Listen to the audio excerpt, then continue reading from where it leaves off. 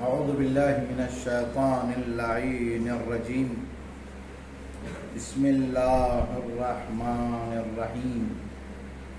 الحمد لله رب العالمين، والصلاة والسلام والتحية والإكرام على سيد الأنبياء والمرسلين أبي القاسم محمد وعلى آله الطيبين الطاهرين المعصومين وعلى أصحابه المنتجبين الذين صاروا بهديه وكانوا له كظله وعلى جميع الأنبياء والمرسلين. السلام علیکم ورحمۃ اللہ تعالی وبرکاتہ. آج کی ہمارا بحث اور آج کا ٹاپک جو مسلسل 3-4 دن سے چل رہا ہے، بحث ہماری تقلید کی ختم ہوئی تقریباً 3، اس کے 2 اور اس کے بعد پھر مطہرات کی بحث. اور مطہرات میں عام کتنے مطہرات ہیں، کتنی چیزیں ایسی ہیں کہ جو پاک کرنے والی ہیں. کس چیز کو پاک کرتی ہیں؟ جو چیز نجس ہو گئی ہے، نجاست کے ملنے سے جو چیز نجس ہو گئی ہے اس کو پاک کرنے والی 12 چیزیں ہیں. ان 12 چیزوں کے ذریعے سے وہ شے پاک ہو جاتی ہے. ہر ایک کا طریقہ پاک کرنے کا الگ الگ ہے. اب ہم کل بھی بحث کی تھی ہم نے، اور آج بھی آپ لوگوں سے پھر بحث آپ لوگوں کے سامنے کر رہے ہیں تاکہ آپ لوگوں کے ذہن میں بات بیٹھ جائے صحیح طریقے سے اور صحیح معنوں میں آپ کے سمجھ میں بھی آ جائے اور یاد بھی ہو جائے، تاکہ باقاعدہ طور پہ ایک ایک چیز کو، یعنی مطہرات میں سے جو 12 ہیں، ایک ایک چیز آپ کے ذہن میں بیٹھ جائے، تاکہ اپنی روزمرہ کی زندگی میں جب ایسی چیزیں سامنے آئیں تو فوراً آپ کے ذہن میں وہ حکم آ جائے، فوراً آپ اس کو کس طرح سے پاک کرنا ہے، کیسے پاک ہوتا ہے، کیا ہے، یہ سب خود کر لیں تاکہ آپ پریشان نہ ہوں جب اگر آپ کو کوئی ایسا مرحلہ پیش آئے. آج پھر دوبارہ ہم ذکر کرتے ہیں ایک ایک چیز کا، مختصر پھر اس کا بتاتے ہیں تاکہ آپ کے ذہن میں بیٹھے، پھر اس کے بعد تفصیل سے ایک ایک کی بحث کی جائے گی. پہلی چیز مطہرات میں سے پانی ہے. پانی بہت ساری چیزوں کو، عین نجاست کو بھی زائل کرتا ہے، اور جو چیز لباس، جسم، جگہ، کپڑے یا پلیٹ، برتن، یہ تمام چیزیں جو کچھ بھی ہیں جو نقل ہونے والی ہیں، جن کو ایک جگہ سے دوسری جگہ اٹھایا کے لے کے جایا جا سکتا ہے، وہ تمام چیزوں کو پاک کرتا ہے پانی.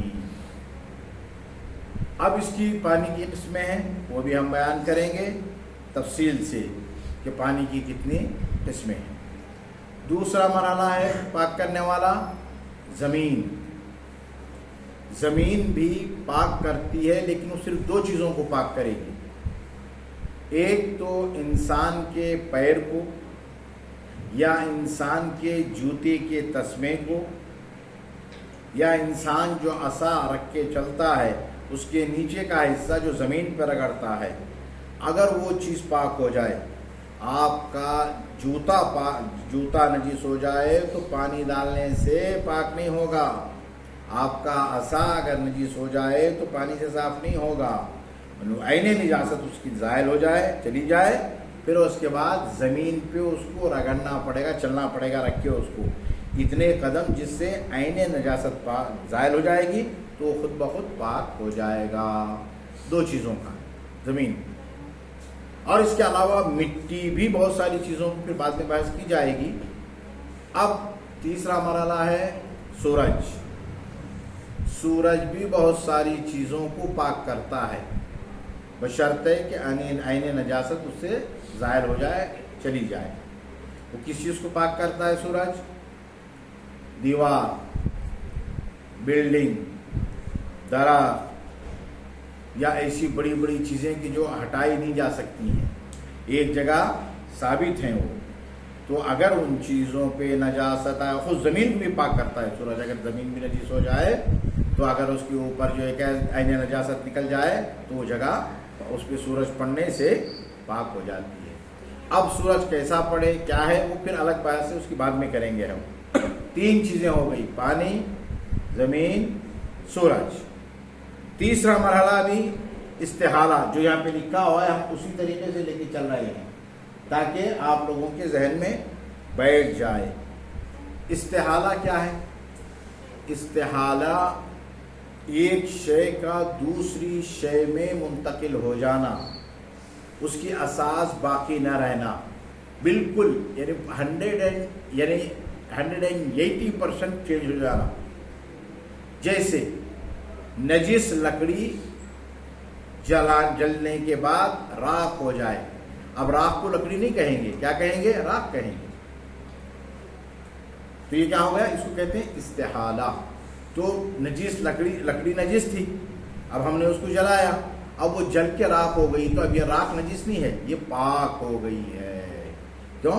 इसकी पूरी की पूरी नौइयत, शक्ल और असल भी उसकी चेंज हो गई है। फिर उसके बाद चौथा, पांचवा है इनकलाब।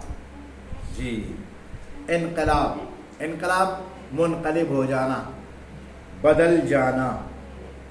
इसी से इनकलाब भी कहते हैं। एक जो है क्या रिवोल्यूशन जो आता है, इनकलाब, पहली एक हालत थी, अब पूरी की पूरी चेंज हो गई है। अंग्रेज़ों के खिलाफ इनकलाब आया, अंग्रेज़ के हम गुलाम थे, इस इनकलाब ने हमें सरदार बना दिया। इस्लामी जमहूरिया ईरान से पहले क्या था? शाकी हुकूमत, बुरियानियत, शराब, सब कुछ था। अब इनकलाब आया, रिवोल्यूशन आया तो क्या हुआ? नई हुकूमत, इस्लामी हुकूमत आई, पर्दा आया, नमाज, रोज़ा, इंसानियत, ये चीज़। ये भी जो है क्या, इसमें भी ऐसी ही है, बदल जाना। मसलन अगर शराब है, शराब को उसको बंद करके रखा गया इतनी मिकदार में और इतने दिन कि वो अंदर रह के क्या हो गई? सिरका हो गई। उसके बाद क्या हुआ? जब सिरका बन गई वो, तो पहले नजीस थी और हराम थी, लेकिन सिरका बनने के बाद पाक हो गई और हलाल हो गई। इसको कहते हैं इनकलाब, मुनकलिब हो जाना, एक हकीकत से दूसरी हकीकत में बदलना। जी, फिर उसके बाद छठा, ताकि इसी तरह से हम लेके चले, इस्लाम। इस्लाम किसको पाक करता है? इस्लाम काफिर को पाक करता है। जिनके यहाँ काफिर नजिस हैं, उनके यहाँ जैसे ही वो काफिर कलमा पड़ेगा वो पाक हो जाएगा। अगर उसके बदन में पसीना भी है, इस्लाम कबूल करने के बाद वो पसीना भी उसका पाक हो जाएगा, और उसकी औलाद भी काफिर की वो भी पाक हो जाएगी। और अगर फिर इसकी बहस हम करेंगे, इसमें कौन कौन सी चीज़ें आती हैं। मुर्तद है तो मुर्तद अगर वो तौबा कर ले तो अलग बाद में बहस करेंगे, अभी इसकी सिर्फ बयान किया जा रहा है इस चीज़ को। इस्लाम के बाद है अत्तबइया। तबीयत क्या है? पैरवी करना। मसलन काफिर मुसलमान हो गया, अब उसका छोटा जो बच्चा है वो अपने बाप की पैरवी करेगा। बच्ची है तो बाप की या माँ की पैरवी करेगी। बाप और माँ जब तक काफिर हैं, ये बच्चे भी काफिर शुमार होंगे। जैसे ही वो मुसलमान हो गए, ये भी मुसलमान और पाक हो जाएंगे, पाक शुमार की जाएगी। इसको कहते हैं तबइयत, यानी पैरवी करना उसको कहा जाता है। तो ये इससे रिलेटेड है, किससे? इस्लाम से। इसीलिए उसके बाद फौरन जिक्र किया गया तबइया। फिर उसके बाद ज़वाल ऐन नजासा। जी, ऐन नजासत का ज़ायल होना। ऐन नजासत क्या है? पाखाना। जी, उसके बाद क्या है? तबीयत को इंतकाल। हाँ, तबीयत के बाद इंतकाल। इंतकाल क्या है? انسان کے جسم کا اگر خون ان حشرات جیسے کیا نام ہے اپنا مچھر یا جوئیں جو بھر جاتی ہیں عورتوں کو مردوں کو، یا پھر کھٹمل رات میں جو گھروں میں رہتے ہیں، جو ان کے جسم میں یہ خون چلا جائے، جانے کے بعد اس کے جسم میں منتقل ہو جائے، اب جو اس کو مارا جا رہا ہے تو وہ خون کیا ہوگا؟ پاک ہوگا، نجس نہیں ہوگا۔ اگرچہ اس سے دھلنا صاف کرنا صحیح ہے، لیکن جو وہ نجس خون نہیں ہوگا۔ ان تینوں میں مچھر، جوئیں، کھٹمل، جب یہ انسان کے جسم سے خون لے کے چلیں گے، اس کو کہتے ہیں منتقل ہوا ہے۔ انسان کے جسم کا خون جو ہے کیا دوسرے میں منتقل کیا گیا، یا پھر جو ہے کیا جو خون کا جسم میں چڑھانا بھی ہے وہ بھی، لیکن یہ اکثر جو ہے کیا ان جانوروں کے لیے، ان کیا نام حشرات کے لیے، جانور نہیں بلکہ حشرات کہتے ہیں، تو وہ پاک خون شمار کیا جائے گا۔ ہاں، زوال عین النجاسہ، زوال عین النجاسہ، عین نجاست کا زائل ہو جانا۔ تو عین نجاست کا زائل ہونے کا کیا ہے؟ اگر خون ہے یا جو ہے کیا ہے نجس جانور کی لید ہے، اس کا پاخانہ ہے، یا انسان کا پاخانہ ہے، یہ عین نجاست ہے۔ یہ اگر زائل ہو جائے تو پاک ہو جاتا ہے۔ کہاں سے زائل ہوئے گا؟ اسی کو کہتے ہیں زوال عین النجاسہ۔ مثلا چلتے ہوئے ایک جگہ پہ تھا تو وہ بھی نکل گیا تو اس سے بھی پاک ہو جاتا ہے، یعنی عین النجاست کا زائل ہو جانا بھی پاک کرتا ہے اشیاء کو۔ پھر اس کے بعد الغیبہ، الغیبہ، الغیبہ کیا ہے؟ ایک مسلمان کا اپنی جگہ سے دور چلا جانا۔ کوئی چیز اس میں رکھ کے گیا تھا، اس کا مثلا جو ہے کیا لباس تھا، اور خود اس کا جسم سمجھ لیجیے، اور دوسرے برتن وغیرہ رکھے ہوئے تھے، اور لیکن عام طور پہ وہ اس کا تھا کہ جیسے ہی نجس ہو جائے تو فوراً وہ پاک کر دیتا ہے، لیکن وہ غائب ہو گیا۔ اب اس کے بعد آ کے یہ کہہ رہا ہے کہ بھائی یہ پاک ہوا ہے نجس، تو وہ پاک شمار کیا جائے گا۔ اور اس کی پھر تفصیل ہے، وہ بعد میں انشاءاللہ بیان کریں گے۔ اور غیبت کے بعد استبراء الحیوان، استبراء الحیوان، استبراء دو معنوں میں استعمال ہوتا تھا، کہ ابھی سے میں واضح کر دوں تاکہ آپ لوگوں کے ذہن میں آج بیٹھ جائے یہ چیز۔ ایک استبراء ہے مردوں کے لیے پیشاب کے بعد کرنا، تاکہ وہ پیشاب کی نلی پاک ہو جائے پیشاب کے خطرات سے۔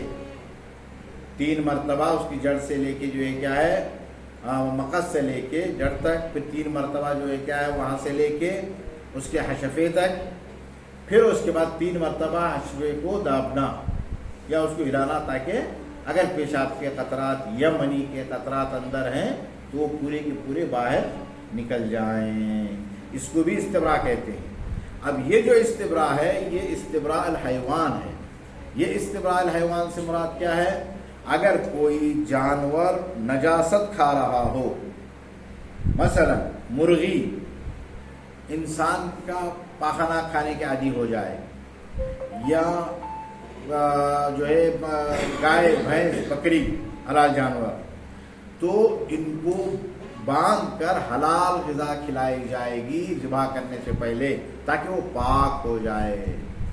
یعنی جو نجاست کھانے کا عادی ہو گیا ہے حلال جانور، اس کو پاک کرنے کا طریقہ استبراء ہے، اس کو باندھ کر ایک جگہ رکھ کے اس کو حلال غذا کھلانا ہے۔ اب اس کی پھر تفصیل ہم بیان کریں گے، کون سے جانور کو کتنے دن حلال غذا کھلائیں تو وہ پاک ہوتا ہے اور اس کا گوشت حلال ہوتا ہے ذبح کرنے کے بعد۔ یہ ہو گیا 11واں۔ اب 12واں ہے خروج الدم عند التضحیہ، تزکیہ۔ تزکیہ کیا ہے؟ اب اس میں تزکیے سے مراد جب ہم حلال جانور کو ذبح کرتے ہیں، مثلا بکرا ہے یا مرغی ہے، اس کو جب ذبح کیا جاتا ہے تو ذبح کرتے وقت دونوں رگیں جو اس طرف ہوتی ہیں جس کو پورا کٹنا ہے، اور پورا کٹنے کے بعد پورا خون اس کا نکل جائے. جب پورا خون اس کا نکل جاتا ہے تو اس کا یہ خون کا نکلنا باقی ماندہ جو اندر جسم گوشت میں خون تھوڑا بہت ہے تو وہ نجس نہیں ہے. شرط یہ ہے کہ ذبح کرتے وقت پورا خون نکل جائے، صحیح طریقے سے دونوں اس کی اوداج دونوں رگیں ذبح ہوں تاکہ وہ صحیح طریقے سے پورا خون نکل جائے. اس خون کے نکلنے کے بعد اور اگر اس کے گوشت میں اگر کہیں پہ کوئی خون کے خطرات ہیں تو وہ نجس نہیں ہے. اگر وہ ہمارے لباس پہ یا جسم پہ لگ جائے تو ہم نماز پڑھ سکتے ہیں، دھلنا واجب نہیں ہے. ہاں ذبح کرتے والا خون نہیں ہے، ذبح کرتے وقت کا جو خون آگے پڑتا ہے وہ نجس ہے، اس کو صاف کرنا ہے. اس کے بعد کا خون جو اس جانور کے جسم میں باقی رہ جاتا ہے. یہ ہوئی ہیں 12 مطہرات جو کل بھی بیان کی گئی ہیں اور آج بھی بیان کی گئی ہیں. اب ہمیں امید ہے کہ آپ لوگوں کے ذہن میں بات آ گئی ہوگی اور کچھ نہ کچھ میں سمجھتا ہوں کہ تقریباً 60-70-80% تک تو آپ لوگ ان چیزوں کو سمجھ گئے ہوں گے. اب ان میں سے جو ہے نا تمام چیزوں پہ ہم مبتلا نہیں ہیں، جو مبتلا ہیں اس کی ہم پوری بحث کریں گے، لیکن یہ ذہن میں آپ لوگوں کے رہے کہ کبھی جب موقع کوئی مسئلہ ایسا پیش آئے تو تاکہ آپ کے ذہن میں فوراً یہ سوال جب آئے گا تو فوراً آپ کے پاس وہ مسئلہ ہے اور آپ حل کرنا اس کو جانتے ہیں. وصلی اللہ علی محمد وآلہ الطیبین الطاہرین. ہم دعا کرتے ہیں بارگاہ رب العزت میں کہ باری الہ ہماری توفیقات میں، نیک توفیقات میں مزید اضافہ فرما اور ہمیں علوم محمد وآل محمد علیہ السلام کی روشنی سے زیادہ مستفید ہونے کی توفیق عنایت فرما اور ان کے علوم کے خزانوں سے زیادہ ان خزانوں سے حاصل کرنے کی توفیق عنایت فرما. اور دنیا میں جہاں جہاں نوجوانان اسلام کی حفاظت میں جنگ کر رہے ہیں ان کو فتح و نصرت و کامیابی، کفار کو شکست اور مقامات مقدسہ کا حفاظت کرنے والوں کی نصرت، فتح و کامیابی اور کامرانی، حزب اللہ، انصار اللہ اور حشد شعبی کو خداوند عالم دن دگنے رات چگنے ترقی عنایت فرما.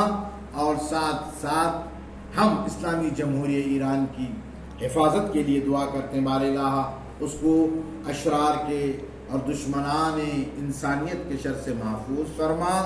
تمام مراجع کرام جو ہمارے ہیں، آیت اللہ العظمیٰ سیستانی صاحب، آیت اللہ العظمیٰ مقام معظم رابری خامنائی صاحب، آیت اللہ العظمیٰ شیخ ناصر مکارم اور ان کے علاوہ جتنے بھی مجتہدین ہیں خداوند عالم ان کی حفاظت فرما اور امام زمانہ کی ظہور میں تاجیل فرما، ہمیں ان کے اعوان انصار میں شمار فرما. اللہم صلی علی محمد وآل محمد. میں اس کو کروں گا جب میں نکل جاؤں گا تو